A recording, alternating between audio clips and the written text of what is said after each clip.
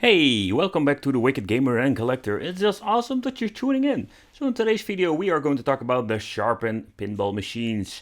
Yes, again, because we're going to do a comparison. So if you did miss out one of these videos, I would recommend after seeing this video just check out the full reviews. This is more in battle and I just wanted to help you out if you're interested in the Sharpin, what are the differences and which one do you need to buy. Nobody is really paying me for making these videos. I really love virtual pinball in general. And yes, I know it doesn't beat the real deal. And there are a lot of great things you can do with modding with the Sharpin. But at the end, I know, it's nothing like original pinball machines. But nowadays, pinball machines are freaking expensive, really obscure and very hard to find. So I think the virtual pinball is a very cool option to play virtual pinball games. And I think that is the thing you need to keep in mind. But let's talk about the cabinet, because this is of course what the video is all about. What are the differences? So the first thing that is not really a difference, the casing itself. It doesn't matter what version you buy, the casing, the stickers and even the buttons are basically the same. The only minor difference is that it's the color.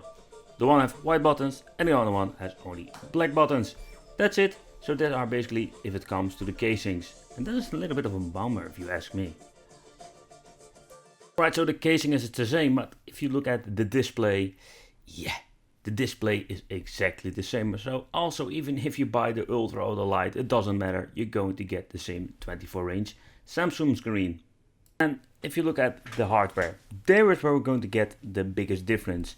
Because with the Lite version, we're going to get the MX10 TV box, and at the left we are going to get the GT King box. And both of them are just great boxes. Let's say the MX10 is around €40 and the King is around €100. But what is the result if it comes to playing the games? The MX10, if you look at the casing itself, it's just a basic quad core inside. It got the necessary USB ports. I personally not like the controller that comes with it because the controller is quite cheap. But if you look at the GT King, it's a powerhouse if it comes to the Android boxes.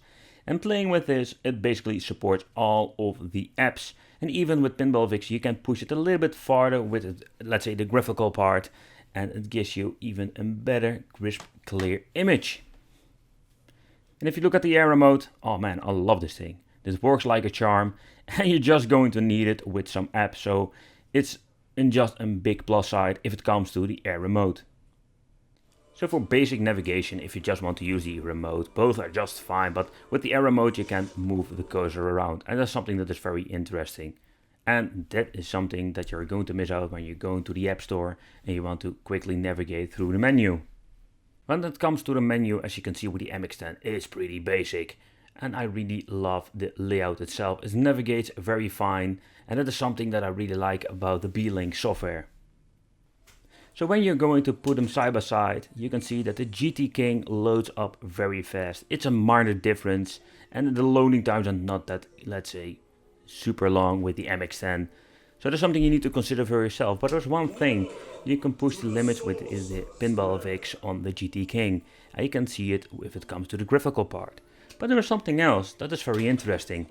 Looking at both images, or better said, both games, you can see at the left the MX10.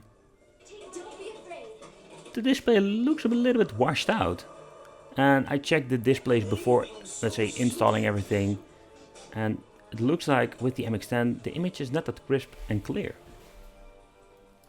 Alright, so let's do a little bit of a gameplay PinballVix side by side.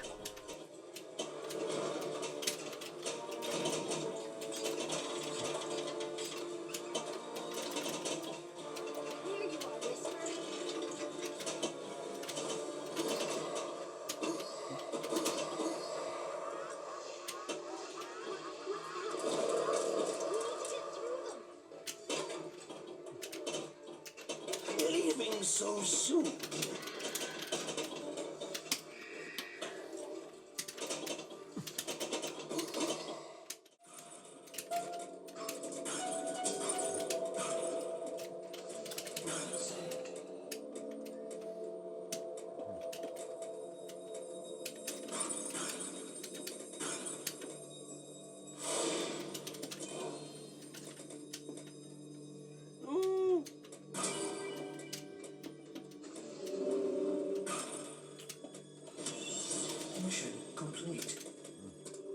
So when it comes to, let's say, the more demanding tables, the GT King is the one you're going to need, and that is a little bit a bummer if it comes to the MX-10, but something that's really concerning, and that is the image quality.